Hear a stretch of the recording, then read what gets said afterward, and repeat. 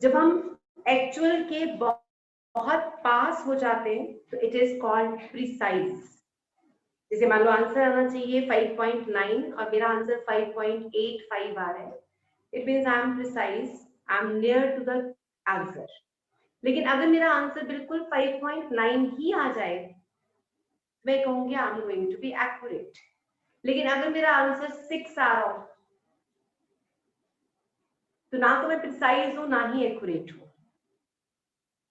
यहां तक मैंने आपको समझाया था इन योर प्रीवियस क्लास।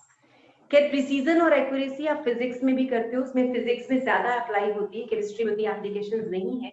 लेकिन हमारे यहाँ पे एक टॉपिक जो आप करना चाहोगे सिग्निफिकेंट फिगर्स, तो ये टॉपिक आज हम अभी स्टार्ट करने वाले हैं। तो significant figures, that is the next topic. When we talk about significant figures, तो वो कहते हैं किसी भी मैथमेटिकल डबल डिजिट में, नंबर में, in any mathematical number there is a significant number values, यानी उसमें कुछ नंबर्स सिग्निफिकेंट होते हैं और कुछ नंबर सिग्निफिकेंट नहीं होते। वो कैसे, हमें ये समझना है, राइट। वो आपसे कहते हैं all non zero are significant,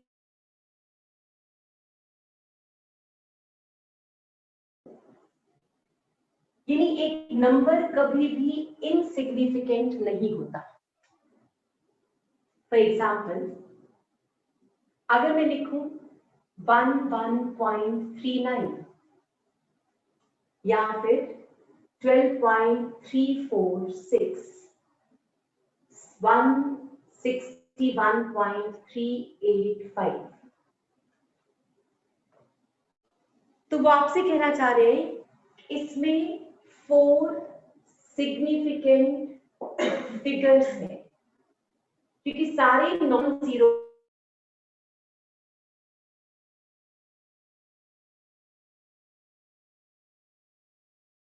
next one,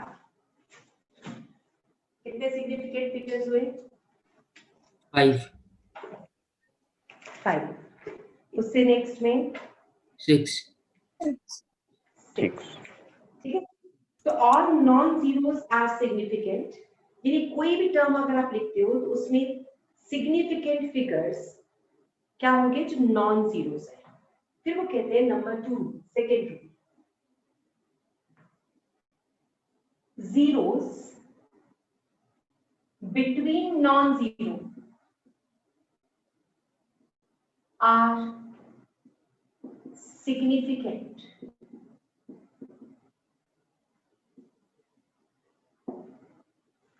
जो जीरोस दो नॉन जीरो के बीच में आ जाए, यहां आपने मुझे बताया था 5 और यहां बताया था 6, अब वो कह रहे हैं इसका मतलब जीरोस की ही प्रॉब्लम है। तो जो जीरोस दो नंबर के बीच में आती है, जैसे 10.0006, तो आप कहोगे ये सारे सिग्निफिकेंट हो गए, क्योंकि जो जीरोस दो नॉन जीरो के बीच में आ जाए तो सिग्निफिकेंट होते। तो आप कहोगे सिग्निफिकेंट नंबर्स यहाँ पे आ गए 4 + 2 6। जिसे आपने लिखा 6.022, तो how many significant figures are there? 4। ठीक है, समझ आ रहा है सबको? Yes, ma'am. If I write 6.02003, how many significant figures? 6. 6 significant figures. तो ये हमारा रूल नंबर 2 हो गया। फर्स्ट रूल क्या था? सारे नॉन जीरो सिग्निफिकेंट है। सेकंड हो गया zeros between non zero are significant. तो दो चीजें हमने समझ ली, ठीक है जी। अब आपसे कहते हैं कि मीनिंगफुल की बात कर रहे हैं। बेसिकली हम मीनिंगफुल की बात कर रहे हैं कि नंबर कौन सा मीनिंगफुल है। वो कह रहे हैं इसमें सारे नंबर मीनिंगफुल है, किसी को भी हटाना है तो राउंड ऑफ करोगे, अपनी मर्जी से नहीं हटा सकते। ये नहीं आपको छट लग रहा है चल छोड़ो परे ये हटा देते हैं, ऐसे नहीं। अगर आप इसको हटाना चाहते हो तो रूल ऑफ राउंडिंग ऑफ लगाओगे। इसको हटाना चाहते हो, रूट ऑफ राउंडिंग ऑफ लगाओगे। यानी ये सारे नंबर्स अपने आप में इंपॉर्टेंट है, और ये जीरोस हम ऐसे ही हटा सकते हैं कि 1.0 का क्या मतलब है, इसको छोड़ दो 1.6 बन जाए, तो ऐसा नहीं है ना। तो आपसे कहते हैं कि 1.10.0006 का मतलब है, ये सारे जीरोस का मतलब है, यूं ही नहीं लगा दिया। तो 10th क्लास में मैंने सबसे छोटी क्लास में लगता था जीरो का कोई मतलब ही नहीं है, फिर बाद में पता चलता है ओ माय गॉड जीरो का तो बहुत मतलब है। तो ये सारे जीरोस इंपॉर्टेंट। अब रूल नंबर 3 क्या है? Rule number 3 is zeros in the beginning of a number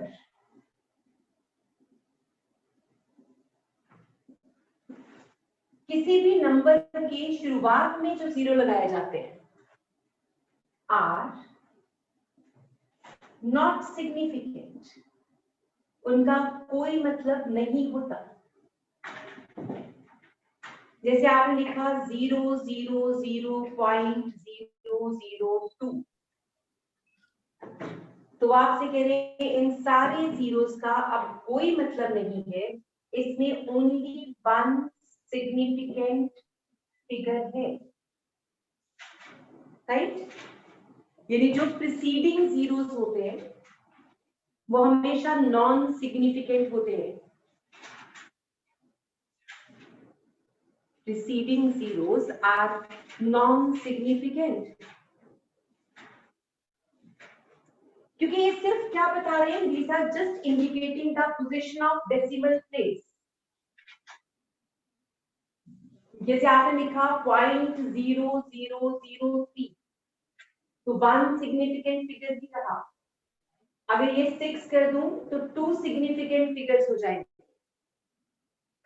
तो प्रीसीडिंग जीरोस को हम सिग्निफिकेंट नहीं मानते, क्योंकि साइंटिफिकली हम कहते हैं इसको ऐसे भी तो लिख सकते हो 2 × 10⁻³ आता है,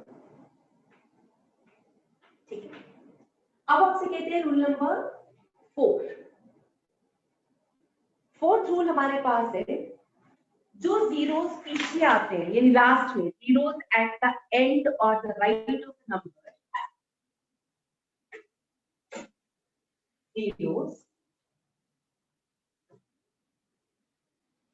at the end of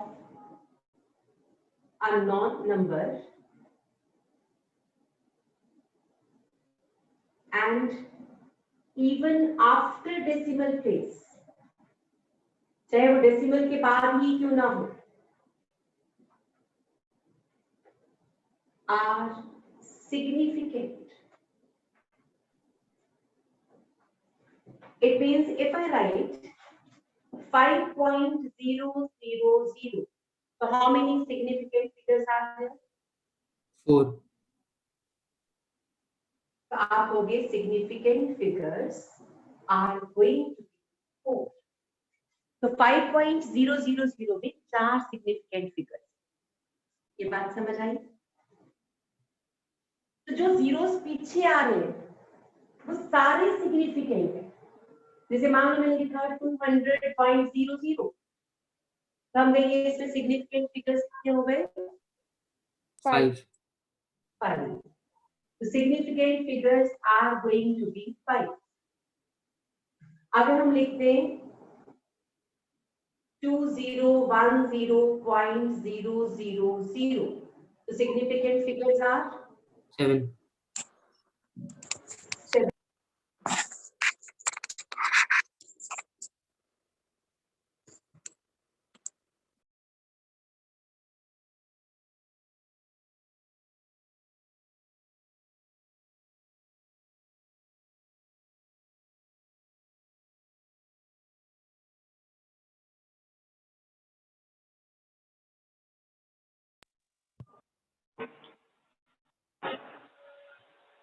तो आपके पास zeros at the end of a number and even after the decimal place are going to be significant। zeros कहाँ पे हो सकती हैं? between the non zero आ सकती हैं, front में आ सकती हैं, back पे आ सकती है। इन सब का significant rule हमने कर लिया। तो 5 rules we have done। अब कहते हैं जो काउंटिंग नंबर्स होते हैं, यानी जिन्हें आप कह सकते हो एग्जैक्ट नंबर, ठीक है। अगर ऐसा हो तो जितने भी एग्जैक्ट नंबर हैं उनमें infinite number of significant figures होते हैं। सवाल देखो, काउंटिंग नंबर और exact numbers are having infinite number of significant figures.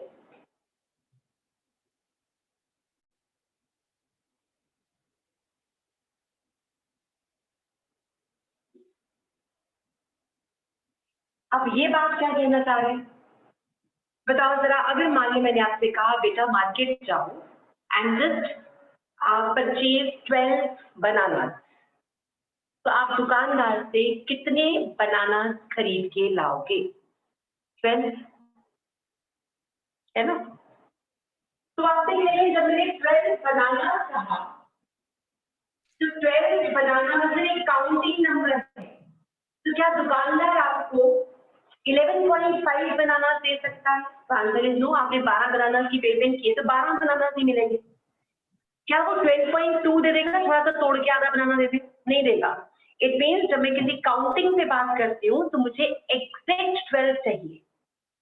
Exact का मतलब है मैं आपसे कह रही हूँ बेटा 12.00000000 टिल इंफिनिटी तक सोच लो, वहां तक कोई नंबर नहीं है। यानी मैंने आपसे कहा कि मैं आपको 10 रुपीज दूंगी, इसका मतलब मैं सिर्फ 10 रुपीज ही दूंगी, मैं उसके बाद कहीं 0.00001 पैसा भी नहीं दूंगी।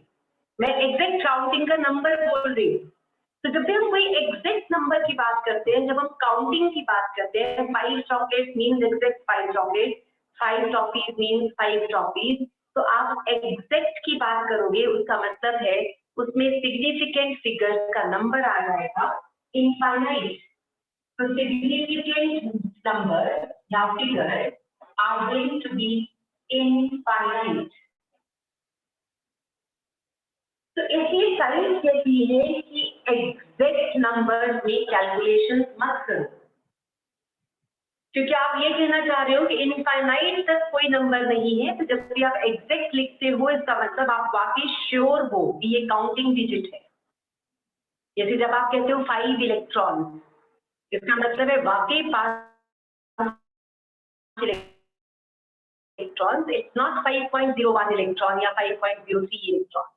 तो जो भी चीजें नंबर में काउंट होती हैं उनके लिए हम एग्जैक्ट नंबर यूज करते हैं, और जब हम एग्जैक्ट नंबर की बात करते हैं तो उसका सिग्निफिकेंस नंबर वैल्यू जो है इनफाइनाइट होगा।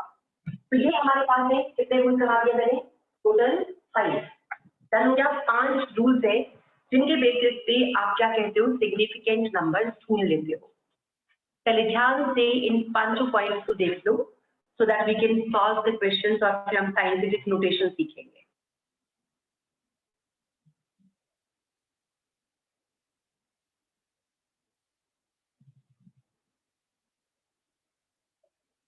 ठीक है।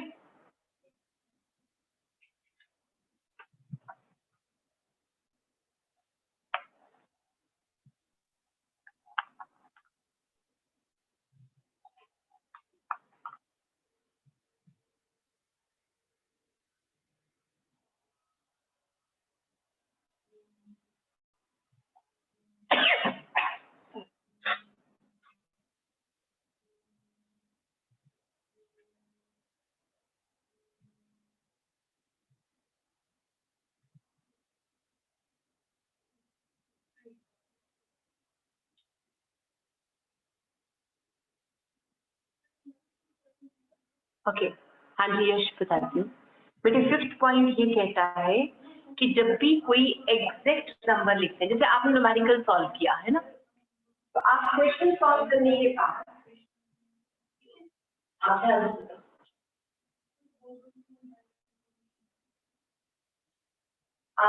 सपोज मैंने आपसे कहा 5 into 6 डिवाइडेड बाय 2 क्या आंसर आएगा?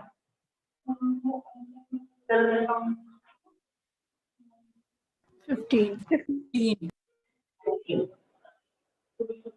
अब आप बताओ answer is 15. Option A is 15.00. Option B is 15.000. C is 15.0 and D is 15. अब ये सारे क्या है नंबर,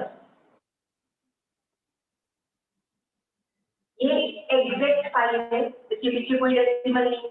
ये भी एग्जैक्ट 6 है, इसके पीछे कोई डेसिमल नहीं है. एग्जैक्ट 2 है, कोई डेसिमल नहीं है. तो क्या आपके आंसर के पीछे कोई डेसिमल आएगा? तो आंसर है नो. तो आपका आंसर ये, this is the correct answer.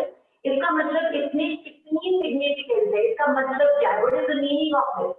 That means exact 15. तो आप कहोगे एग्जैक्ट 15 का मतलब है 15.00000000 टिल कहां तक जाएंगे? इंफिनिटी तक.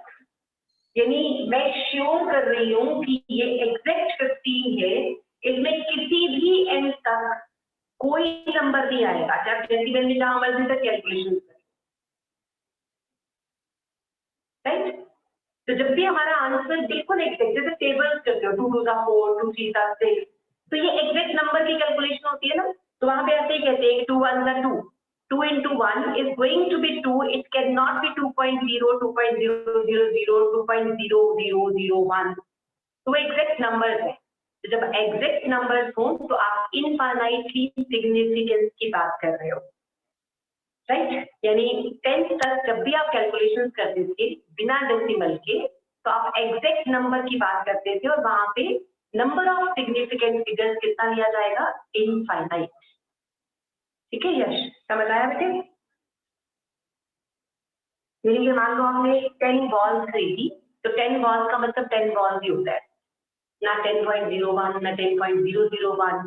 तो किसी भी जगह पे कोई डेसिमल प्लेस नहीं होता. तो आप कहोगे आपका जो नंबर है 10 वो इनफाइनाइटली सिग्निफिकेंट है. देखिए अब यहाँ तक क्वेश्चन आता है कि सिग्निफिकेंट फिगर्स की पूरी प्रैक्टिस कर देते हैं और फिर चलते हैं साइंटिफिक नोटेशन की तरफ.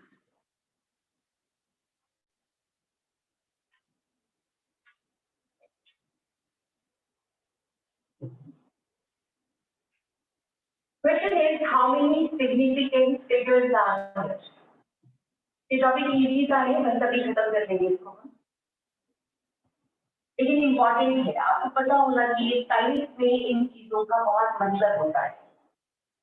तो A part 6.02385, B part 300.009, 0.0200, 5.3000, 60.020123,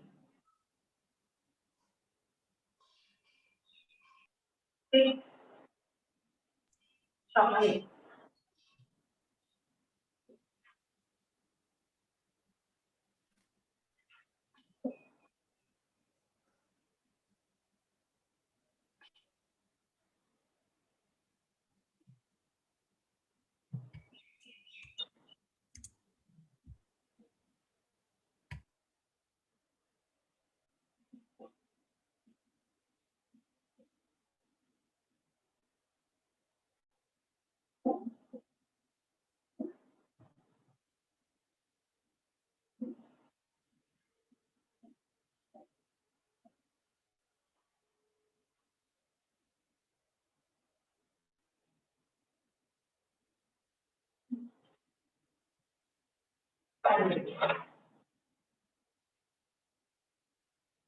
right. तो ये अब मेरे पास कुछ क्वेश्चन हैं, जल्दी से इनको सॉल्व कर लेंगे और फिर हम इसको डिस्कस कर लेते हैं. Well discuss.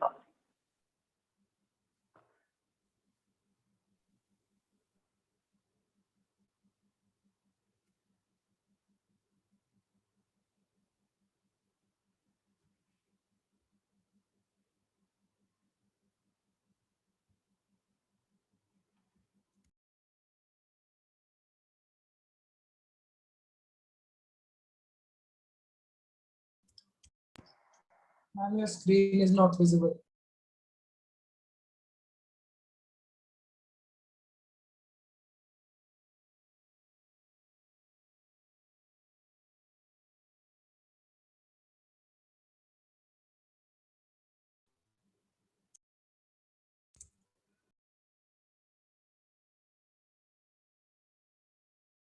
सॉरी बच्चे, हाँ जी, चलो स्टार्ट करें। Yes, ma'am. चलो ये से स्टार्ट करते हैं। अरमान, फर्स्ट में Yes, how ma'am. Many significant figures? 6. अनमिला, yes, 6 significant figures.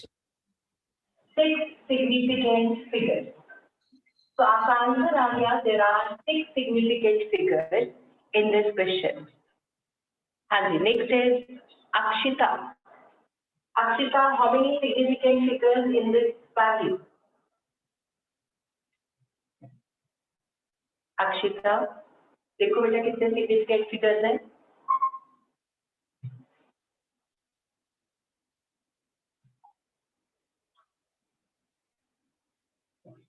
Akshita, M I audible बच्चे?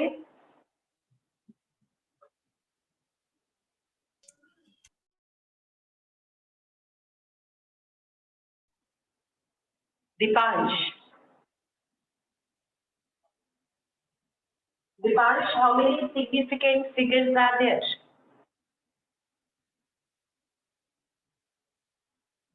बेटा अगर आपका माइक कनेक्ट नहीं हो रहा है तो चैट करके चैट पे आंसर दे दो। If you are unable to connect your mic या आपकी आवाज मुझ तक नहीं आ रही है ड्यू टू सिग्नल ट्रबल, तो आप मुझे चैट बॉक्स पे लिख के बता दो, ठीक है? ओके,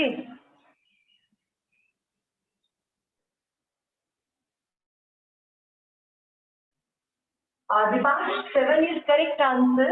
हमने कहा था दो नंबर के बीच के जीरो सारे सिग्निफिकेंट और पीछे वाले जीरो भी सिग्निफिकेंट, तो ये सारे सिग्निफिकेंट है, तो आंसर क्या आ गया? 7 करेक्ट है आपका answer. Okay, next we have is Fateh. Ma'am, 3. Fateh, यहाँ कितने सिग्निफिकेंट फिगर है बेटा? 3 करेक्ट। कौन कौन से सिग्निफिकेंट है ये बताइए। क्योंकि जो पहले जीरो है, प्रीसीडिंग जीरो जो पहले आते हैं उनका कोई मतलब नहीं होता, क्योंकि आप इसको हटा सकते हो with 10 raise to power multiple करके, तो कहते हैं प्रीसीडिंग जीरो का कोई मतलब नहीं है। गौरव, हाँ जी बेटा, गौरव कितने सिग्निफिकेंट फिगर्स बचे?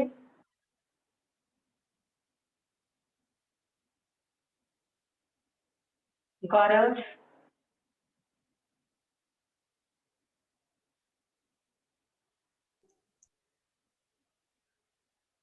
हिमाक्षी, 5.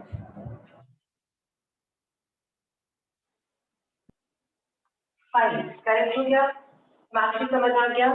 गौरव आप चैट बॉक्स पे लिख के बताओ अगर माइक कनेक्ट नहीं हो रहा बेटे तो। Joy, Yes, ma'am. Harshad, Harshad ने भी ज्वाइन किया था, हर्षद से लेट ज्वाइन किया है। ओके, खयाती एंड खयाती बताओगे आंसर?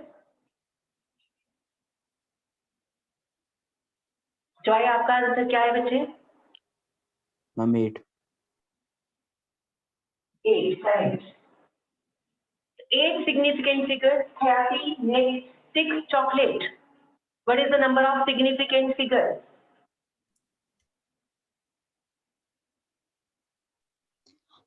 हाँ जी बेटा, कोमल,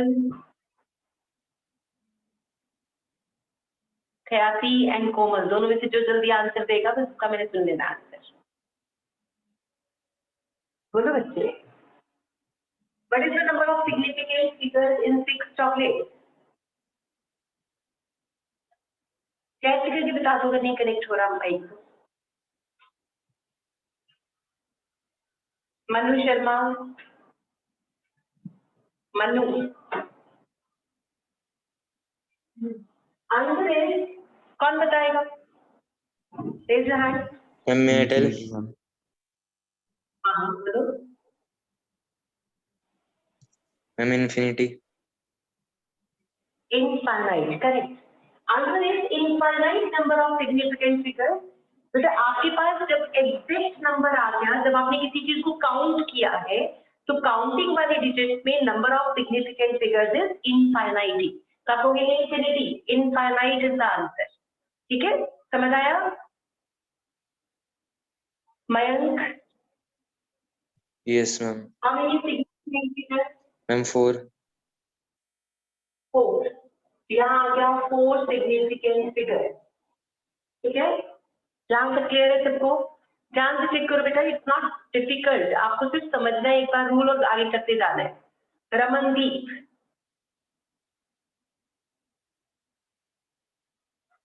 Ramandeep, how many significant figures the next H में कितने हैं?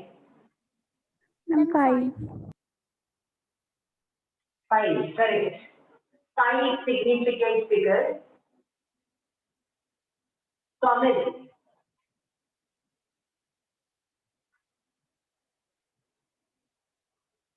कॉमन। So 27. अब आपको बस क्या करना है, जब भी हम साइंटिफिक नोटेशन देखते हैं ना, वो कहते हैं कि इसको सिग्निफिकेंट फिगर्स में काउंट ही मत करो। Your significant figures are only in the number written before. आपने इसमें से बता दें, आप बताओ। And 4. 4 significant figures. तो इसका मतलब जो 10 रेज़्ड टू पावर का मल्टीपल है, उसमें आपने सिग्निफिकेंट फिगर्स नहीं बताने होते। ठीक है जी, क्लियर हो गया? तमरीन, Yes. तमरीन मैम, जे में I part कितने? 4 ही क्यों है? हाँ जी, मैम मुझे नहीं समझ आया। आज जब ये आगे वाला पार्ट है, ये जो 10 रेज़्ड का पार है लिखा हुआ, समझ ठीक है बेटा? 10 रेज़्ड टू पावर 23 है, इसको सिग्निफिकेंट फिगर से काउंट ही नहीं करते, सिर्फ इसमें देखना है। तो कितने सिग्निफिकेंट फिगर्स में? 4। 4। ऐसे ही जैसे ये लिखा 3.34, 10 रेज़्ड टू पावर -34, तो आपका सिग्निफिकेंट फिगर्स यहाँ से आना है, तो क्या आंसर आएगा? 3. 3। करेक्ट हो गया? अब आप बताओ, सबको यहाँ तक समझ आ गया? क्या हुआ? Got it? Yes, ma'am. Yes, ma'am. ये हमारे पास था सिग्निफिकेंट फिगर्स हम कैसे जज करते हैं, कैसे कैलकुलेट करते हैं। नेक्स्ट हेडिंग हमारे पास है साइंटिफिक नोटेशन। अगला पॉइंट हमारे पास आता है कि साइंटिफिक नोटेशन का क्या मतलब है। क्या हम अपने आंसर नंबर में कोड करा करेंगे या साइंटिफिक नोटेशन? तो साइंस में आपको साइंटिफिक नोटेशन के बारे में बताया जाता है। देखो, साइंटिफिक नोटेशन एक सिंगल टर्म है। चलो छोटी सा टॉपिक है, एक बार समझ आ गया तो फिर लाइन का समझ आ गया। जैसे सिग्निफिकेंट फिगर अगर एक बार समझ आ गया तो फिर दोबारा इसको पढ़ना नहीं पड़ेगा, अपने आप ही याद रहेगा। साइंटिफिक नोटेशन का मतलब है बेटा A point B C D E F G H के तक लिखा है into 10 raised to power +-n। तो साइंटिफिक नोटेशन का मतलब है आप अपना आंसर इस तरह से कोड करोगे, यानी आपको अपना आंसर इस तरह से लिखना आना चाहिए। ये एक साइंटिफिक नोटेशन वैल्यू है। देखो कैसे? फॉर एग्जांपल, मान लो आपका आंसर आता है 600.0000005। या आप ये कह सकते हो, मैं इसको ऐसे कर सकती हूँ 23856। तो वो आपसे कह रहे हैं इस आंसर को साइंटिफिक नोटेशन में लिखो। तो कहते हैं ये गलत है, ऐसे मत लिखो, just make it 6.0023856 into 10 raised to power 2। Decimal को एक डिजिट के बाद लगाना है, अब बाकी सबको आपने सेम रखना होता है। क्या हुआ? जैसे मान लो मैंने लिखा मैम 10 to raised power 2 कैसे? इसको आपने इसमें लिखना था ना, देखो 600.2386 divided by 100.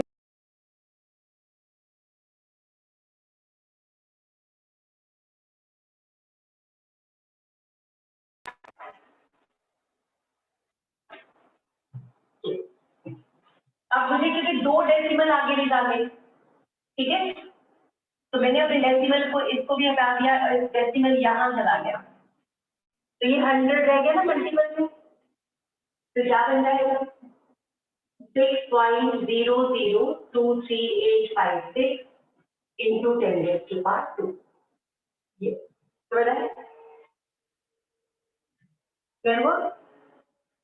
Yes, ma'am. ये बताओ, ये बात समझ आई क्या किया मैंने? मुझे अपना डेसिमल 1 डिजिट के बाद ले जाना है, इसका मतलब डेसिमल 2 प्लेसेस मुझे कहाँ ले जाना है, टुवर्ड्स लेफ्ट। जब भी हम डेसिमल को टुवर्ड्स लेफ्ट ले जाते हैं तो जितने पॉइंट आगे जाओगे लेफ्ट की तरफ 1 2, तो 10⁻² लिख दिया। जैसे इसको लिखो जरा 6238449, बताओ इसका साइंटिफिक नोटेशन क्या बनेगा? 6.23849 डेसिमल यहाँ आएगा, 6.23849 into 10⁻³ कौन बताए? हम 6.23849 into 10⁻³ आना है मुझे लेफ्ट की तरफ, 3 डिजिट टुवर्ड्स लेफ्ट। क्या करूं? क्या डिवाइड बाय 1000 मल्टीप्लाई बाय 1000 कर दूं? 3 डिजिट लेफ्ट करना है।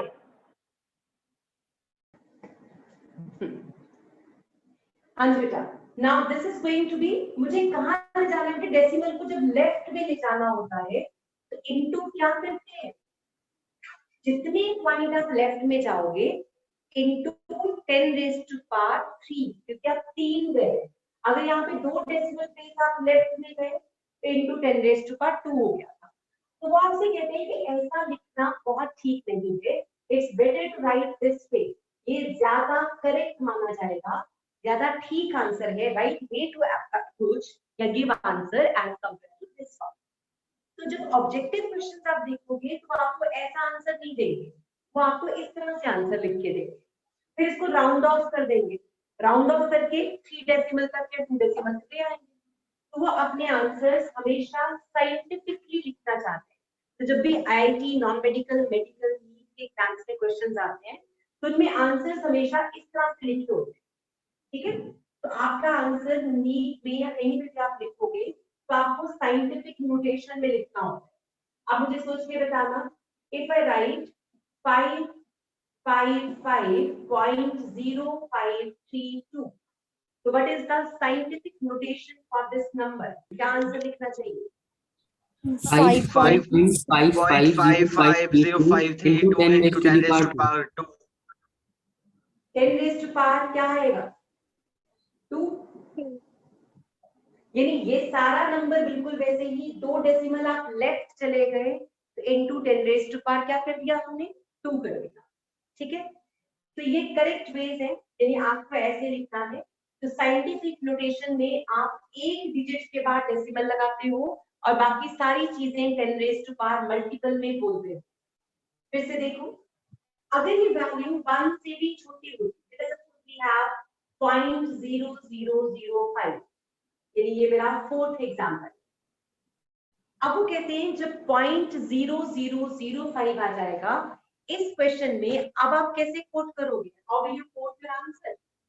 5 into 10⁻⁻⁴। आपको लिखना पड़ेगा, मान लो ये 0 भी लगा देती हूँ तो 5.0, ठीक है, मैंने यहाँ डेसिमल निकाला इनटू 10⁻²। अब आप डेसिमल लेफ्ट पे नहीं जा रहे हो, कहाँ जा रहे हो? राइट पे। 1 2 3 4, तो 10⁻⁻⁴, ये आंसर बनेगा, ठीक है? समझ आया? यदि जब आपका डेसिमल लेफ्ट पे जा रहा था तो इनटू 10⁻² पॉजिटिव, और जब राइट में आ रहा है तो into 10⁻² which is in negative term. For example, how will you quote this answer? 0.02354. क्या लिखोगे? 1 2 3 इधर यहाँ लिया गया ना मुझे पॉइंट, तो क्या लिखूं? 2.354 into 10 raised to the power minus 3. minus 3. Yes, correct. 2.354 into 10 raised to power minus 3. तो इसे हम बोलते हैं साइंटिफिक नोटेशन, यानी आप किसी चीज को साइंटिफिकली लिख रहे हो, ये इस बात का प्रूफ है। ठीक है जी, समझ आया? Yes, ma'am. Got it? अब जब भी हम साइंटिफिकली कोई क्वेश्चन करते हैं तो वो आपसे कहते हैं कि जैसे मान लो क्वेश्चन का आंसर आ गया 2/5, मान लो ये सॉल्व करना, ये मेरे पास क्वेश्चन है, what answer you are going to write? 2/5 ये नंबर नहीं है, डिजिट आ गया है, तो आप बताओ इसका आंसर आपके हिसाब से क्या बनेगा? 0.4 ये बनेगा। तो साइंटिफिकली इसको कैसे लिखोगे? 4 into 10 raised to the power minus 1. आप लिखोगे 4.0 10 raised to power minus 1. 1, correct. आपको ऐसे लिखना आना चाहिए। तो नो डाउट ये 40 ही आ रहा है, चेक कर लो। 2/5 इज 0.40, 0 भी करो तो भी ठीक। तो अब आपको ये समझ आ गया significant figures and scientific notation, दोनों बातें क्लियर हैं? Yes, ma'am. Any doubt if you have? No, ma'am. No, ma'am. तो अब आप साइंटिफिक नोटेशन सीख गए हो और सिग्निफिकेंट फिगर्स निकालना सीख गए हो, तो अब हमें कैलकुलेशन में थोड़ा सा आगे, क्योंकि साइंस ये वो टॉपिक है जो सबसे पहले करके हम सीख जाएंगे तो फिर आगे हम यूज करते रहेंगे। अब हमारे पास है कैलकुलेशन, यानी अब हमें सीखना है एडिशन एंड सब्ट्रैक्शन। आपको लगेगा ये तो हमें आता है, इसमें क्या मुश्किल है ना? Addition and subtraction,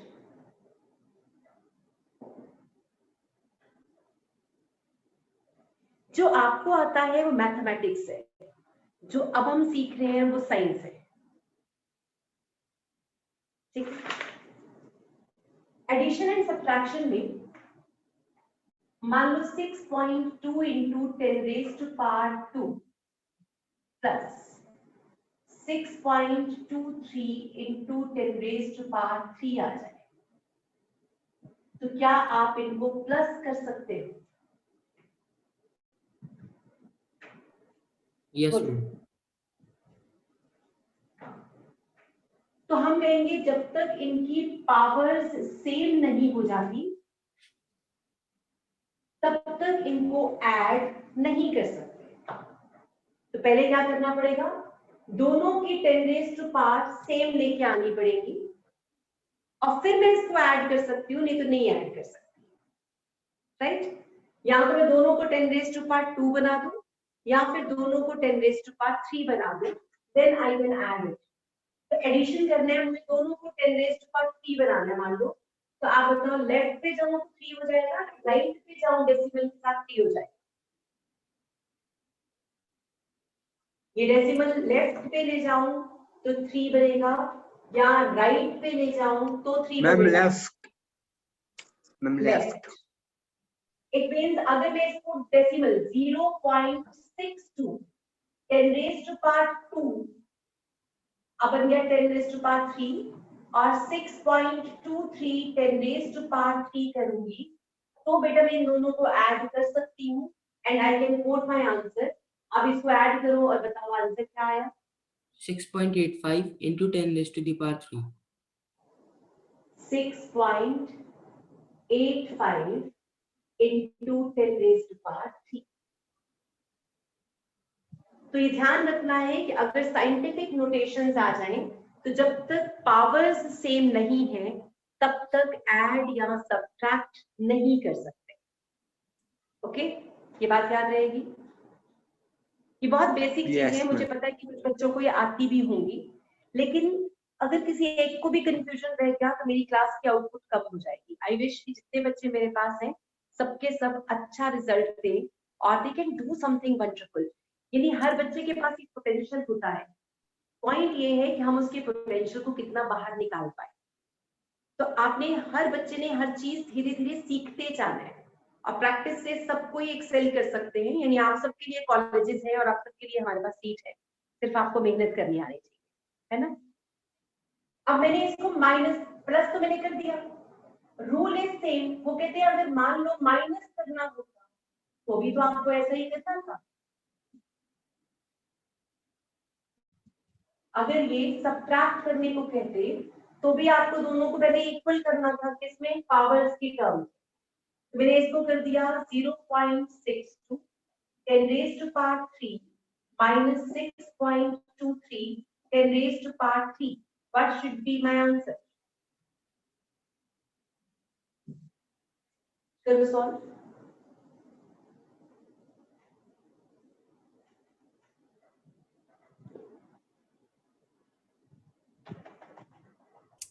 minus 5.61 into 10 raised to the power 3.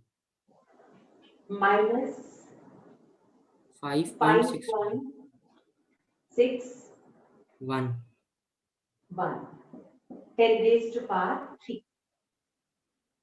Answer negative में आ रहा है, वो अलजेब्रा का रूल है, क्योंकि ये वैल्यू बड़ी थी वो छोटी थी। बड़ी वैल्यू नेगेटिव में है तो answer is in negative and we have written this answer. ठीक है जी। अब वो कहते हैं अगर मल्टीप्लाई करते तो late us suppose 2.02 10 raised to power 2 into 1.00 10 raised to power 5। अगर इन दो ब्रैकेट्स को मल्टीप्लाई करना हो तो क्या रूल है? तो हम क्या करेंगे, इनको मल्टीप्लाई करना है तो 2.02 into 1.00 into 10 raised to power, तो पावर्स हमेशा ऐड हो जाती है। That will be your answer. आपने इन दोनों को तो मल्टीप्लाई ही करना है और ये बन जाएगा 10 raised to power 7, तो ये मल्टीप्लिकेशन। तो साइंटिफिक नोटेशंस में हम कैसे काम करते हैं, हम पावर्स को ऐड करेंगे मल्टीप्लिकेशन में, सब्ट्रैक्ट कर देंगे जब हम डिवीजन करेंगे। ये देखो जरा कितना आता है, 2.02 ही आया होगा, 1 से मल्टीप्लाई किया, ठीक है बेटा। 4.42 into 10 raised to power 3 divided by 2.21 into 10 raised to power 7।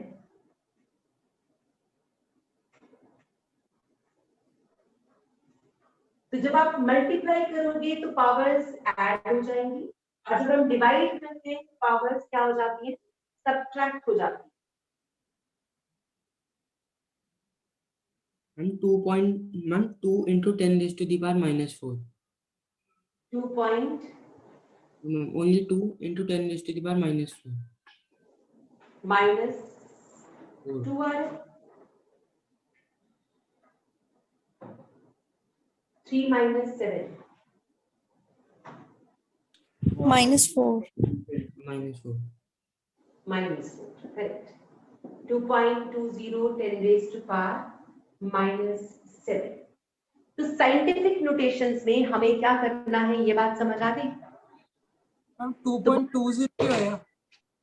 बहुत सारे क्वेश्चंस ऐसे आएंगे जब मुझे दो नंबर्स को प्लस करना होगा और उनकी पावर सेम नहीं होंगी, तो आपने बड़े आराम से पहले पावर्स को इक्वल करना है, फिर ही सॉल्व करना है। सब्ट्रैक्शन में भी सेम रूल है, मल्टीप्लिकेशन में मल्टीप्लाई हो जाती जब करते हैं तो ये प्लस हो जाती है पावर्स और डिवीजन में माइनस, राइट। बताओ जी, यहां तक क्लियर है? Any doubt? हम 2.20 कैसे आया लास्ट में? ये मुझे किसी बच्चे ने, ये इसका डबल है 2.2 दोस्तों, इसके 2.0 है। हम 2.0 उसने भी यही बोला था। सॉरी 2.00 ही आया होगा, मैंने सुनने में गलती कर दी होगी, ठीक है। तो ये से ठीक है। ये डबल ही था। ओके हाँ जी बच्चे, यहां तक सबको क्लियर? चले आगे अगले टॉपिक पे। Yes, done. ma'am. Yes, ma'am. Yes, ma'am. अब हमें क्या करना है? नेक्स्ट है एडिशन एंड सब्ट्रैक्शन। आपको साइंटिफिक नोटेशन तो आपको समझ आ गया क्या सॉल्व करना है, लेकिन addition and subtraction of significant figures, उसमें भी रूल्स हैं। ऑफ सिग्निफिकेंट फिगर्स, ये बहुत ही इंटरेस्टिंग है।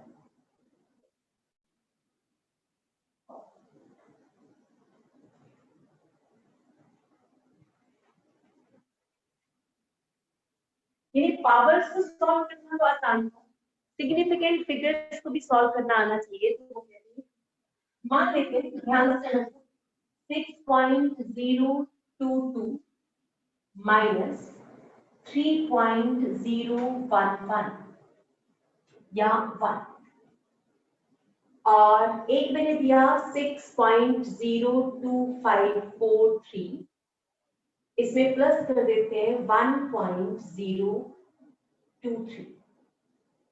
बताओ क्या आंसर आएगा आपके हिसाब से?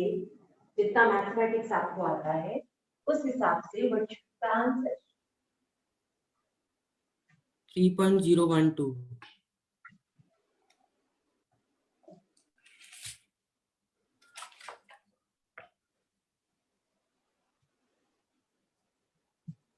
कितना है? 3.0 3.012. वहां पे 7.04843.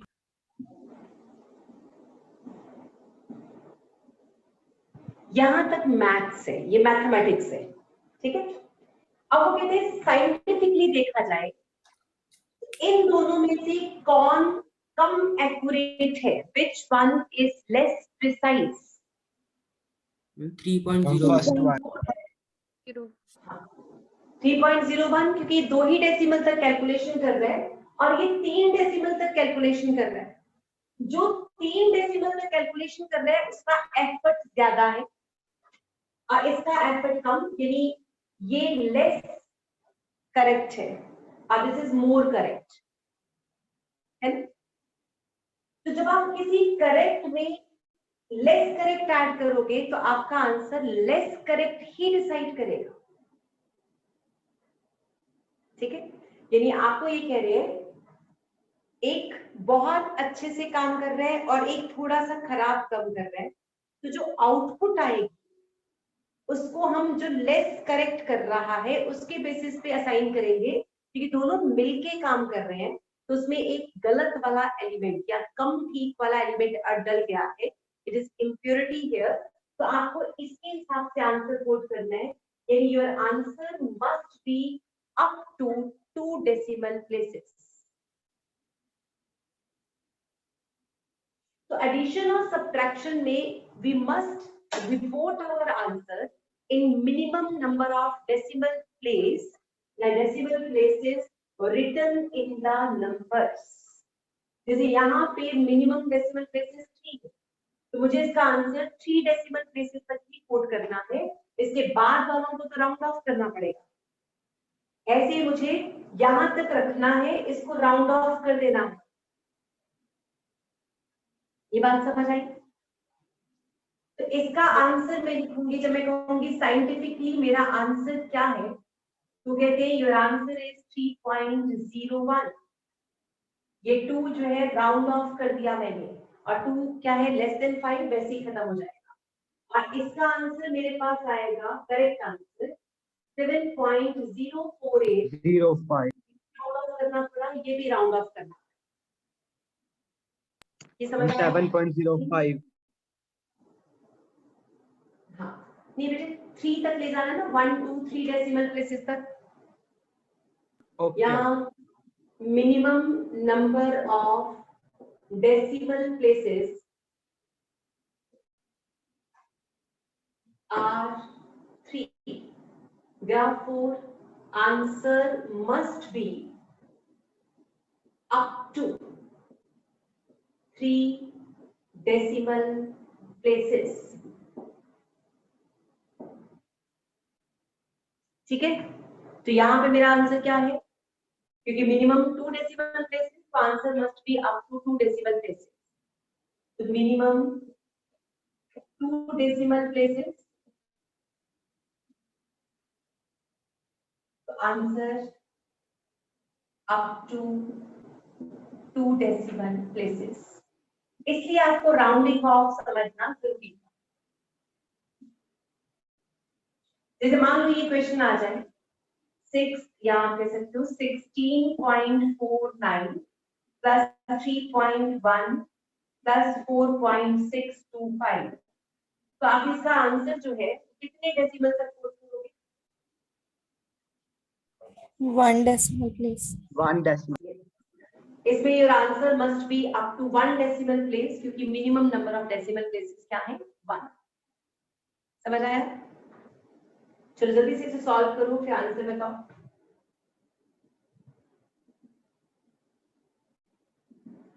आपको ऐसा तो नहीं लग रहा साइंटिस्ट जो है वो गलत कर रहे हैं?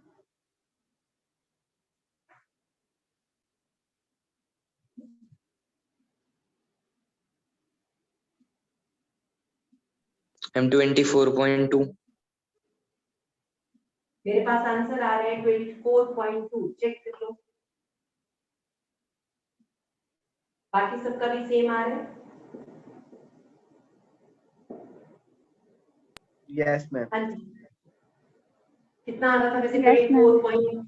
24.2 समथिंग कितना? 215. 215 ये आ रहा था, लेकिन आपने कहा कि ये गलत है. ठीक आंसर क्या किया? 2.24.2, 5 और 1 को राउंड ऑफ किया. ठीक है जी. ये वैसी बात है कि हम किसी काम को रोज अच्छे से कर रहे थे, एक दिन हमने गलत कर दिया और बाई चांस उसी दिन इंस्पेक्शन हो गई, तो मार्क्स तो उसी दिन जिस दिन इंस्पेक्शन हुई है उसी दिन के हिसाब से लग जाए. और यहाँ तो रोज इंस्पेक्शन, साइंस मतलब डेली इंस्पेक्टेड. तो वो आपसे कह रहे हैं कि अगर आप रोज रोज रोज रोज ठीक काम कर रहे हो, आपको 3 डेसिमल प्लेसेस, लेकिन एक दिन आपने थोड़ी सी गलती के लिए 2 डेसिमल या 1 डेसिमल प्लेसेस तक, तो हम मान के चलेंगे कि एक दिन आपने पेशेंस लूज करी, आपका आंसर 1 डेसिमल प्लेस तक ही काउंट करेंगे, बाकी आपकी एक्यूरेसी का कोई मतलब नहीं रहेगा. ठीक है, दिस इज द रूल. तो आपके पास एडिशन और सब्ट्रैक्शन का रूल हमारे सामने आ गया. Next we have this multiplication and division. Next हमें क्वेश्चन में दे रखा होगा, क्या चीज बेटे? हमें क्वेश्चन में दे रखा होगा कि सिग्निफिकेंट फिगर से करनी है, किस चीज की करनी है? वो कहेंगे कैलकुलेशंस करनी है और सारे रूल्स लगाने हैं. जैसे मान लो मैंने क्वेश्चन फ्रेम किया, मैं आपसे कहूंगी what is the answer. Ma'am ऐसे तो मैम आंसर निकालोगे. जैसे ये मैम आंसर निकाला है 24.2. हमें तो फिर मैम 24.2 ये आपका सिग्निफिकेंट करेक्ट था. ये सिग्निफिकेंट फिगर के हिसाब से हो गया ना मैम, और बाकी बेसिस के हिसाब से. ये देखो, ओके मैम. तो आपको लिखना पड़ेगा 2.42 10 raised to power 1. ये आपका ऑप्शन होगा जिसे IIT करेक्ट मानेगी. हालांकि बुक्स भी इतना एक्यूरेट चलती नहीं है, जनरली वो अभी धक्का ही कर देते हैं, लेकिन एक्चुअल में करेक्ट आंसर वो बनेगा साइंटिफिक नोटेशन के साथ. समझ आया? जब आपको कैलकुलेशंस करने को आएंगी तो कैलकुलेशंस में आपको सारे रूल्स अप्लाई करने होंगे जितने भी आपने समझे. ठीक है, चलो एक और करते हैं. अब हमारे पास बचा है मल्टीप्लिकेशन एंड डिवीजन. जैसे इसको मैंने अगर ठीक से लिखना हो ना, तो मैं इसको क्या लिखूंगी साइंटिफिक नोटेशन में? 7.048 into 10 raised to power 0. Anything raised to power 0 is 1. तो इसलिए ये खत्म हो गया, यही बचे. ओके, समझ आया? Yes ma'am. Yes, ma'am. Now we have multiplication and division. Multiplication and division में क्या देखना है वो समझना पड़ेगा.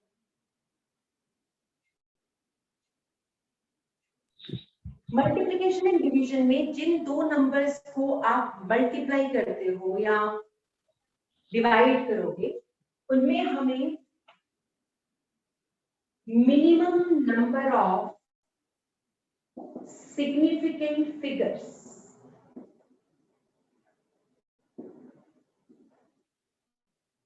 in terms is to be considered for quoting answer. बहुत से कहते जहां पे इसमें क्या देखा था minimum number of decimal places, लेकिन मल्टीप्लिकेशन और डिवीजन में हम minimum number of significant figures को कंसीडर करते हैं। तो जिसमें minimum number of significant figures होंगे हम उसके हिसाब से अपना आंसर मार्क करेंगे। आप जरा समझते हैं कैसे। फॉर एग्जाम्पल उन्होंने आपसे कहा 2.5 इंटू 5.2.50 इंटू 5.0 कितना है? करो मल्टीप्लाई करो बेटा। 12.5 12.5 आ गया। 1.25 into 10 raised to power 10. 10 raised to तो power आपने 1. मुझे कहा 1.25 10 raised to power 1। अभी भी नहीं, गलत है। वो कहते हैं जरा ध्यान से देखो इसमें कितने सिग्निफिकेंट फिगर्स हैं बेटा? 3। और इसमें 1.2 into 10 raised to power 1. Yes. आपका करेक्ट आंसर माना जाएगा 1.2 into 10 raised to power 1, क्योंकि यहाँ मेरे पास दो सिग्निफिकेंट फिगर्स हैं जो कि मिनिमम है और यहाँ मेरे पास 3 सिग्निफिकेंट फिगर्स हैं। तो मेरा जो आंसर है, answer must have 2 significant figures। ठीक है, ये बात समझ आई? दोबारा से ध्यान से देख लो। मल्टीप्लिकेशन डिवीजन में हमने क्या देखना है, जिसके पास सबसे कम नंबर ऑफ सिग्निफिकेंट फिगर्स है हम उसको ध्यान से देखेंगे। राइट, ये इसमें 2 सिग्निफिकेंट फिगर्स थे, इसलिए मैंने अपने आंसर को राउंड ऑफ करके 2 सिग्निफिकेंट फिगर्स तक ले जाना है। चाहे मैं यहाँ पे करूँ जस्ट जैसे मर्जी, और साइंटिफिक नोटेशन तो आपने लिखना ही था। तो मैंने सारे रूल्स लगा दिए, सिग्निफिकेंट फिगर्स भी और साइंटिफिक नोटेशन भी। समझ आया? Got it? हाँ जी बेटे। Yes. Ma'am, yes. Yes. अच्छा, नेक्स्ट करते हैं, एक क्वेश्चन और कोई कर लेते हैं। Let us suppose we want to divide. तो हमारी कैलकुलेशंस के सारे रूल्स अब खत्म हो गए, अब हम सिर्फ इसकी प्रैक्टिस करेंगे। तो रूल्स फॉर डूइंग कैलकुलेशंस क्या डालते हैं? Let us suppose 35.05 divided by 7।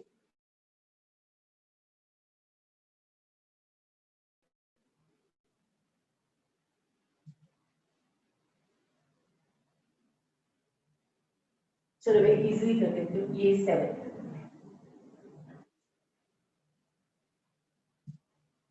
क्या आंसर आप कोड करो?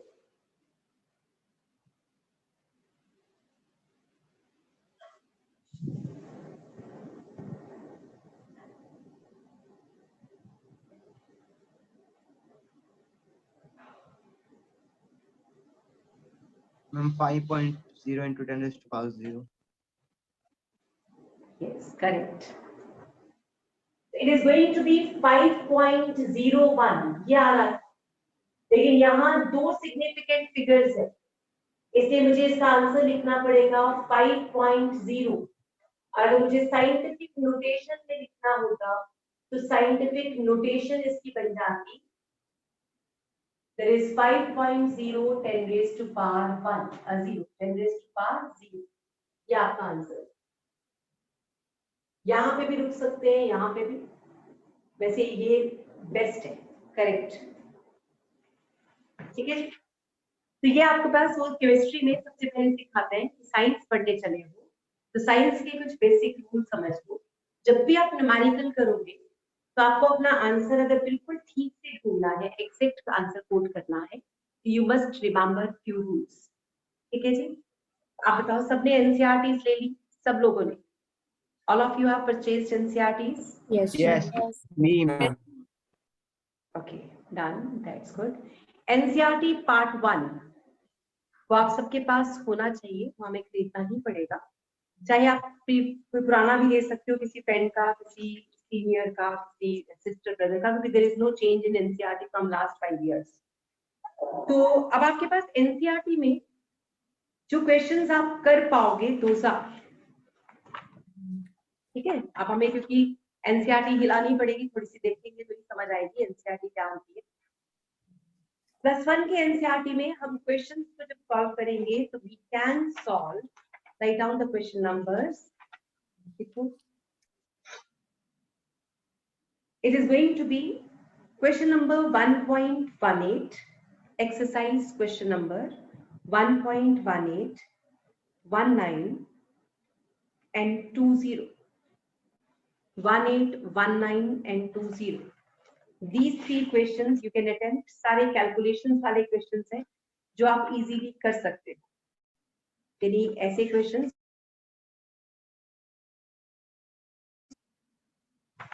and then you can solve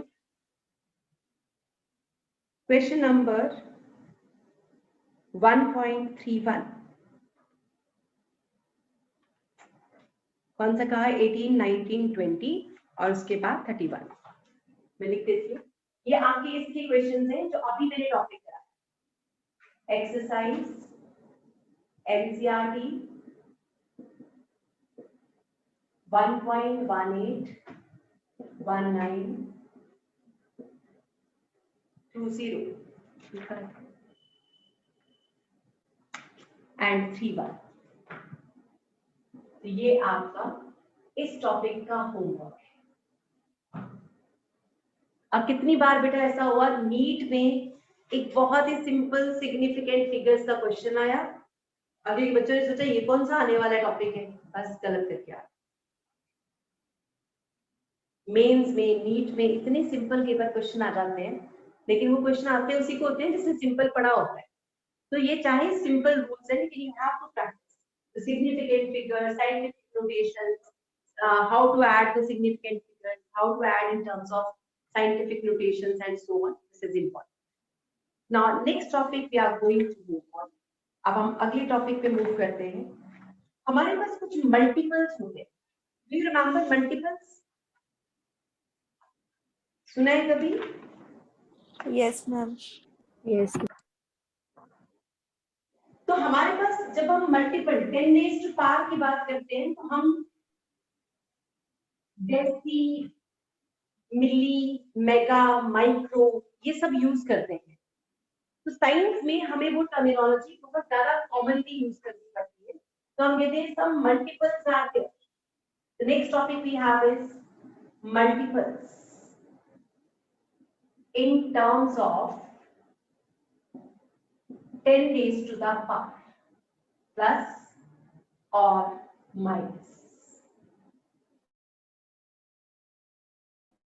पड़ता है, नेचुरल है, याद तो करना ही पड़ेगा। तो आपके पास जब हम इंपॉर्टेंट मल्टीपल्स की बात करते हैं तो हम बात करते हैं पहले पॉजिटिव की और फिर नेगेटिव। अगर 10 रेज़ टू पावर 1 किसी के साथ मल्टीप्लाई हो रहा हो तो हम 10 रेज़ टू पावर 1 को डेका लिख सकते हैं। We can write it as Deka, और डेका का सिंबल DA होता है।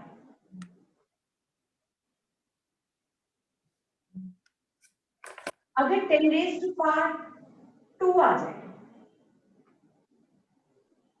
सॉरी 10 रेज़ टू पावर 1 10 पर 2, तो 10 रेज़ टू पावर 2 अगर आ जाए तो हम उसे बोलते हैं हेक्टो। जैसे हेक्टोमीटर, तो hecto is 10 raised to power 2, symbol is just h, तो h is hecto. 10 raised to power 3 बेटा आपके पास होता है किलो,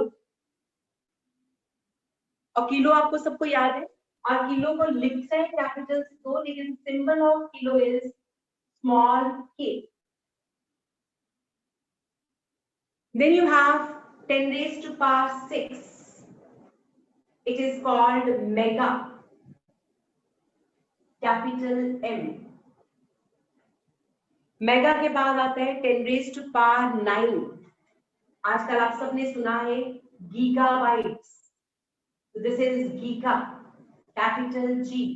जैसे वाईफाई का सिग्नल स्ट्रेंथ कितना आ रहा है, तो आपको कहते हैं 172 गीगाबाइट या 123 किलोबाइट्स, तो वो आपको किलो और मेगा और गीगा ये टर्म से बताते हैं क्या बोलना चाहते हैं। Then you have 10 raised to power 12. It is called tera. Tera is capital T. 10 raised to power 12 is tera. 10 raised to power 15 is peta.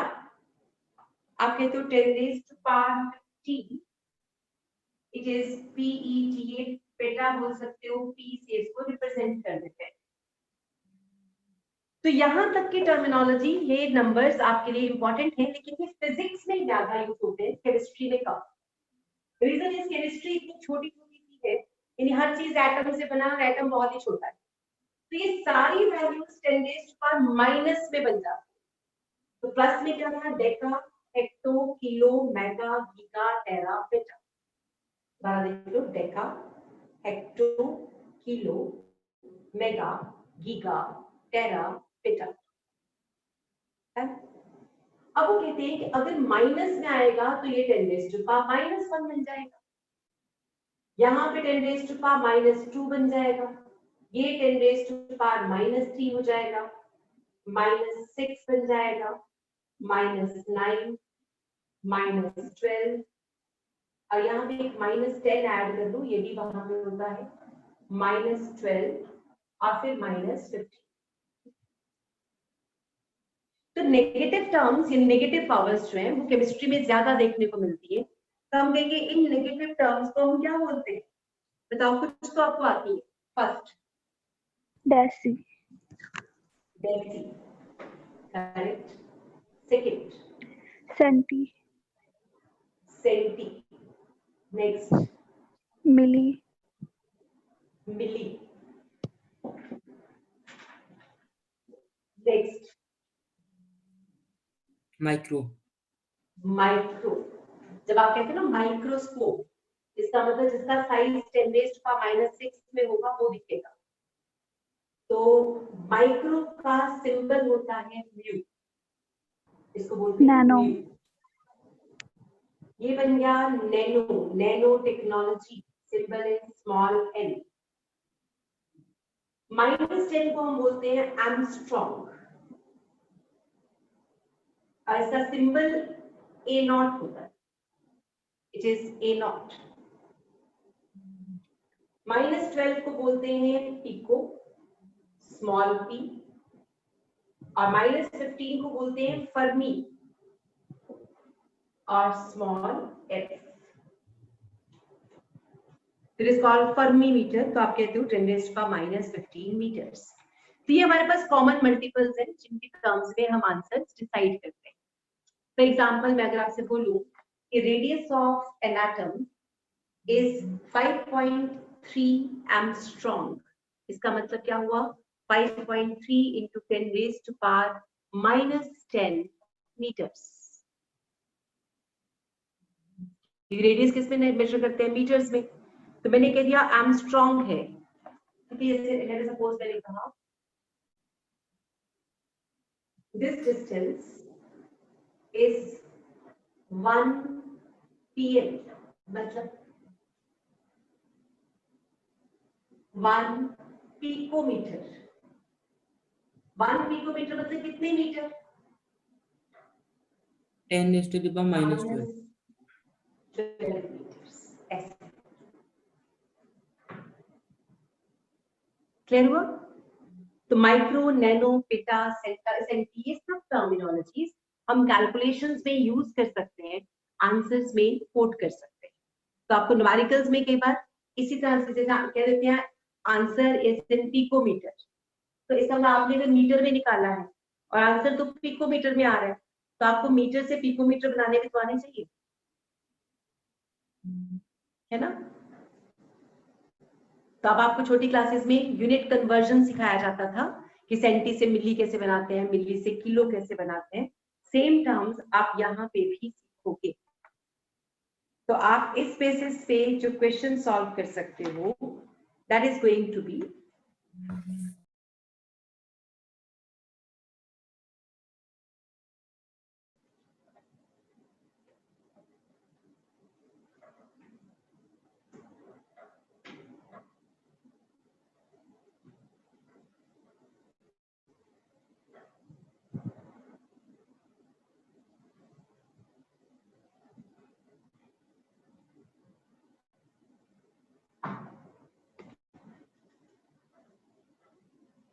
फिर उसमें बेटे सब लोग अपनी कॉपीज पे नोट करो और इसका मुझे आंसर्स आपने बताने हैं कि आप मैच कर पा रहे हो या नहीं। I'm done. Done. Yes, ma'am. Micro का सिंबल क्या होगा? 10 raised to power minus 6. -6. Symbol mu लिख दो पहले,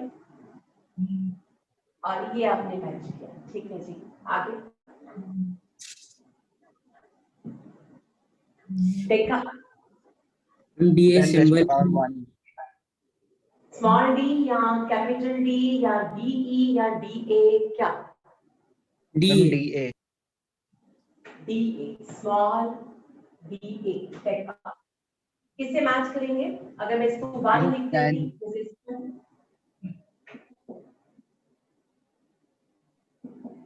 इसका सिंबल मैच करता 6। देखो, जो आपको छोटी क्लासेस में सिखाया करते थे वैसे आपको आंसर मिलेंगे। यानी एक मैच मैट्रिक्स बन गया और आपको आंसर कह रहे हैं कि A is going to match with what, B is going to match with C, ऐसे वो लिखेंगे और आपको एक ऑप्शन पे टिक करना है कौन सा सबसे ठीक है। तो A को आपने मैच किया था 2 के साथ, मैंने ये 2 लिख दिया। बताओ जी, B किसके साथ मैच होगा? 6. 6. 6 के साथ। Mega, what is the symbol for mega? Capital M. Raised to power 6. और 10 raised to power 6 मतलब 1 से, है ना। C का मैचिंग बना 1। Giga, Ma'am, capital G. To power 9. Capital 10 G, raised to power 9. 10 raised to power 9 है ही नहीं यहाँ पर। चलो ऐसे 10 raised to power 9 मैम -12 की जगह आना चाहिए मैम। -9 9 होता है गीगा।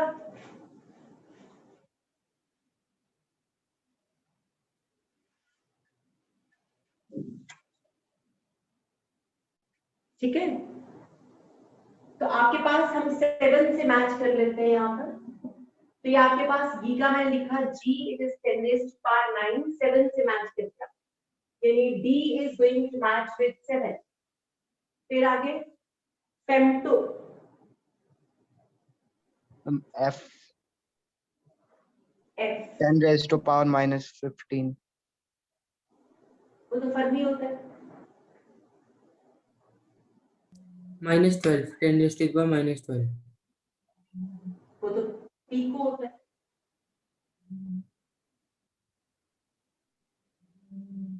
बेटा, femto is 10 raised to power, अच्छा मैंने फेम्टो लिखवाया नहीं था, मैंने आपको पिटा लिखवाया था ना। ओके, इसको आप पिटा लिख, फेम्टो और आप फेम्टो बेटा बोल सकते हैं कि अगर आप आईयूसी चलते हो पिटा, it is also named as, bracket में नीचे लिख दो फेम्टो। तो आपके पास पेटा जो है 10 raised to power 15, गीगा भी हो गया आपका, यानी ई के साथ मैच कर रहा है 5, अब हमारे पास आ गया nano. Nano is small N n, minus 9. 10 raised to power minus 9. minus 9. 3 और pico small p. 10 raised to power minus 12 और ठीक है, g का मैंने कर दिया 10 raised to power minus 12 base 4. तो आप मैथ मैट्रिक्स सॉल्व कर सकते थे कि नहीं. आपको ये पता होना चाहिए फेमटो, पिकटो, ये सारे प्रैक्टिस से आप हो ही जाते हैं. सबसे इंपॉर्टेंट जो है वो है हमारे पास माइक्रो एटसेट्रा. अब आपने मुझे ये कन्वर्जन करके बताना था. मैंने लिखा था क्या solve it. 1 kilometre is equal to dash millimetres. 1 lakh millimeters. 10 10 raised to raised the to the power power 5. 10 raised to power 5. 1 kilometre में मैंने बताओ कितने मीटर्स. 1000. ठीक है. और 1 मीटर में कितने सेंटीमीटर्स. 100. और हाउ मेनी मिलीमीटर्स. 1000. आप बताओ answer. 10 raised to the power 6 millimeters. तो 1 kilometre is 10 raised to power 6 millimetres. बेटा आपको कन्वर्जन्स को यूज करना है तो आपको ध्यान रखना है कि कैसे आप मल्टीप्लाई करोगे. जब बड़ी से छोटी वैल्यू में डालते हैं 10 raised to power positive term आएगी, है ना. ये समझ आया. तो अब मुझे बताओ 1 kilometre is equal to dash picometres. अब बताओ.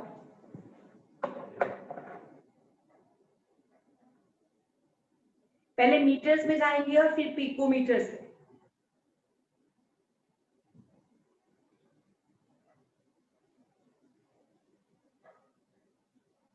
पहले 1 किलोमीटर में कितने मीटर्स.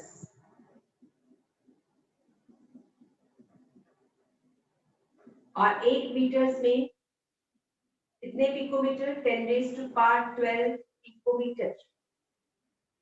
कैसे. 12 पिको का मतलब -12 मीटर कैंसल, तो ये मीटर के इक्वल क्या आएगा. अब बताओ आंसर कितना हुआ. 10 raised to the power 36 meters. Picometers. कैसे कैसे कैसे. दोबारा देखो. 1 किलोमीटर में 1000 मीटर होते हैं. ठीक है, यहाँ तक समझ आ रहा है आपको. वो तो आपको आता है, 9th 10th में भी किया था हमने. और 1 मीटर में 10 raised to power 12 पिकोमीटर है. तो बताओ 1000 मीटर्स में कितने हो जाएंगे.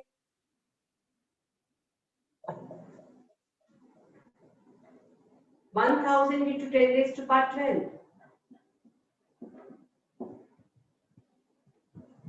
15. चेक करो, ध्यान से देखो. ये कन्वर्जन्स मैथमेटिक्स है तो पूरा मैथमेटिक्स. आज मैंने जो भी पढ़ाया वो मैथ्स था, लेकिन मुझे पता है कि मैथ्स जितना मुझे केमिस्ट्री में चाहिए मुझे कराना पड़ेगा. ध्यान से देखो बेटा. 1 kilometre is equal to 1000 metres और 1 मीटर में 10 raised to power 12 पिकोमीटर्स होते हैं. तो बस इसका मतलब आपको यहाँ से यहाँ जाना है. दोनों को क्या कर देंगे, मल्टीप्लाई. जब इन दोनों को मल्टीप्लाई करेंगे ये 10 raised to power 3 है और ये 12 3 plus 12 is 15. देखो मैंने क्या किया, इन दोनों को मल्टीप्लाई किया. -12 नहीं होता, 10 raised to power -2. -12 भी होता है बेटे, लेकिन 1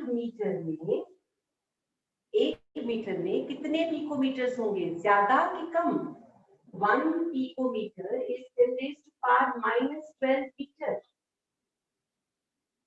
ये पिको है. चलो एक मिनट दोबारा. Okay ma'am. 1 मीटर में कितने मिलीमीटर्स होते हैं ये बताओ आप. How many millimetres. यहाँ पे आप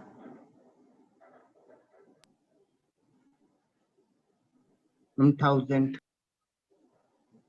लेकिन मिली क्या होता है.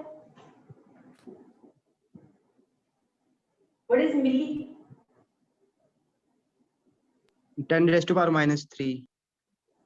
इसको और इसको मल्टीप्लाई करो तो बाकी 1 मीटर आ गया।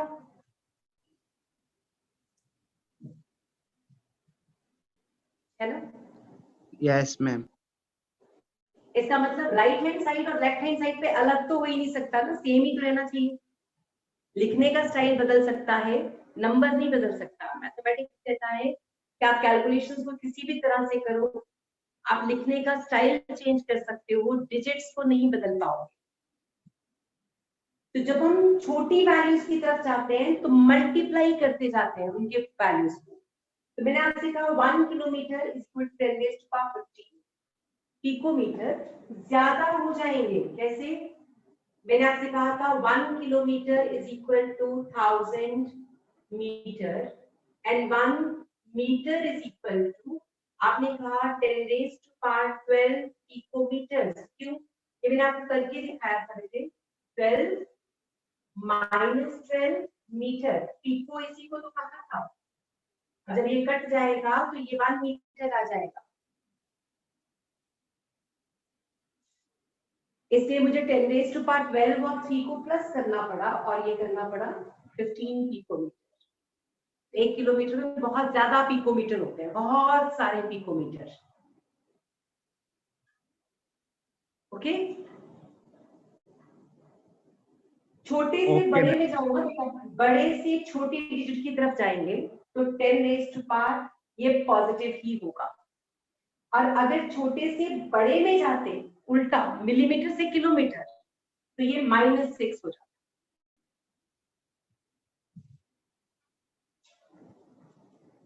ये बात ट्राई की अपने लाइफ में समझा था। ये हमेशा ही होता है बेटे, इट्स अ रूल। देखो इधर, ये 1 मीटर है अगर, तो कितने सेंटीमीटर होंगे? सेंटीमीटर छोटा है तो कितने सेंटीमीटर होंगे, ज्यादा कि कम? 100 100। इसलिए सेंटीमीटर क्योंकि छोटी यूनिट है, इसलिए आप कहते हो 1 metre is equal to 100 centimetre. अब मुझे बताओ 1 centimetre is equal to how many metres?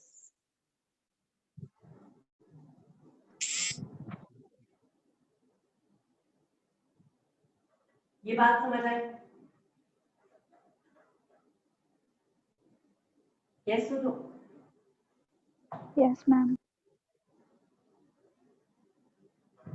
तो ये आपके पास जो हम ये 9 आपके पास 6 7 8 पे करना शुरू करते थे, वही कंसेप्ट है, सेम ही कॉन्सेप्ट है, सिर्फ टर्म्स थोड़ी अलग यूज होती है ना। जैसे 1 kilogram is equal to how many grams? आपको 1000 ग्राम्स। अगर मैं बोलूं 1 gram is equal to how many kilograms, क्या आंसर आएगा? 10 raised to power -3. 10 raised to power -3। In this way we can go for unit conversion। ऐसे आपको करना है, ठीक है? Okay ma'am. चलो आप बताओ 1 लीटर में कितने मिलीलीटर्स? 1000। 1000। तो 1 मिलीलीटर में कितने litres? 10 raised to power 10 raised to power -3. -3 litres. Okay, ये बात समझ आई? चलो अब आप मुझे करके दिखाओ 1 मिलीलीटर। अच्छा ये तो मैंने करवाई क्या? Late us suppose the term is 1 milligram is equal to dash grams which is equal to dash kilograms। करो सॉल्व, इनमें बैलेंस पुट करो।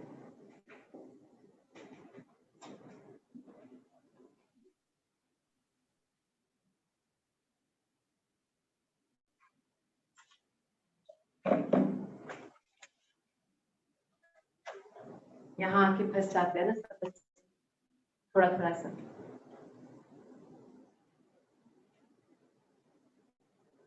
करें?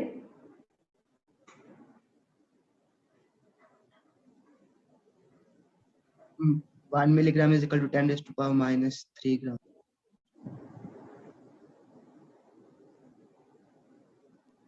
Yes। Ma'am 1 gram is equal to 10⁻³ kilogram. यहाँ पे आपके पास आ गया 1 मिलीग्राम इज इक्वल टू 10⁻³ -3। मान लीजिए यहाँ पे 8 किया तो आपका ए आंसर आ रहा है 10⁻³ -3 ग्राम्स। ठीक है, अब मुझे बताओ 1 किलोग्राम में कितने ग्राम्स होते हैं? 10⁻6 मिलीग्राम। 10⁻⁶। 6. यहाँ पे क्या है?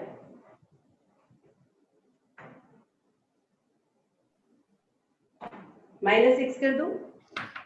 10 Yes, per minus यस तो आप कह रहे हो 1000 ग्राम में 1 किलोग्राम होगा, 1 ग्राम का हो जाएगा 10⁻³ किलोग्राम। हमारे पास कितने ग्राम्स हैं? We are having 10⁻³ grams. It will be 10⁻⁻6 kilograms. The answer B था। The B option is 10⁻⁻6 kilograms. अब आप देखो कहां से जा रहे थे, छोटी वैल्यू से बड़े की तरफ। मिली के लिए 10⁻⁻3 लगाया, किलो के लिए 10⁻⁻3 और आ गया -6। तो जब आप छोटी यूनिट से बड़ी यूनिट की तरफ जाते हो तो मल्टीपल नेगेटिव में होगा 10⁻⁻, और अगर बड़ी से छोटी यूनिट में जाते हो मल्टीपल 10⁻⁻ पॉजिटिव में होगा। तो bigger unit to smaller unit बड़ी वैल्यू आएगी, आंसर बड़ा सा होगा, और small unit to big unit answer छोटी वैल्यू आएगी। ठीक है, अच्छा अब हम न्यूमेरिकल्स में इन सब की प्रैक्टिस करेंगे। अभी फिलहाल तो हमें सिर्फ इन टर्म्स को समझना था। So we are finished today. We are done with how to calculate scientifically the values और scientific notation का क्या मतलब होता है, significant figures क्या हैं, उनकी addition, subtraction कैसे करते हैं। Okay यश, okay बच्चे। Second question of which assignment बेटे जो मैंने भेजी थी, मॉडल मास वाली 12 and 13। ओके यश, मुझे व्हाट्सएप पे वो क्वेश्चंस भेज देना, मैं उनके सॉल्यूशंस भेज दूंगी। ठीक है, नेक्स्ट क्लास में डिस्कस भी कर लेंगे। आज आपने पहले बताया था, पहले डिस्कस। ठीक है, चल तो +1 class try to be regular. कोशिश करो रोज जो भी हम सिखा रहे हैं उसका मेन लॉजिक है, आपका बेस अगर स्ट्रॉन्ग हुआ तो आप कहीं पे भी मार नहीं खा सकते, है ना। तो कैलकुलेशन स्ट्रॉन्ग होना बहुत जरूरी है फॉर न्यूमेरिकल्स, इसलिए हमने आज का पूरा टॉपिक मैथमेटिक्स पे लगाया। अब नेक्स्ट क्लास में हम laws of chemical combination start कर देंगे, यानी केमिकल यानी रिएक्टेंट रिएक्शंस कैसे करते हैं, क्यों करते हैं, क्या रूल उनके दिमाग में होता है, इसकी वजह से रिएक्शंस करते हैं। तो कौन से लॉ हैं जो केमिस्ट्री को लीड करेंगे, those laws will do in the next coming class. आज वाली क्लास में सबको समझ आया अच्छे से? Yes, ma'am. Yes, ma'am. Done, चलो गुड। ओके जी, थैंक यू बेटा, thanks for the class. Thank you आज मैम। क्वेश्चंस मैंने दिए 3 क्वेश्चंस वो अटेम्प्ट करने हैं। Thank you, ma'am. Done, Thank you, ma'am. Okay जी, थैंक यू बेटा, thanks for the class, God bless you all, bye bye. Yash आप मुझे क्वेश्चंस भेज देना बेटे।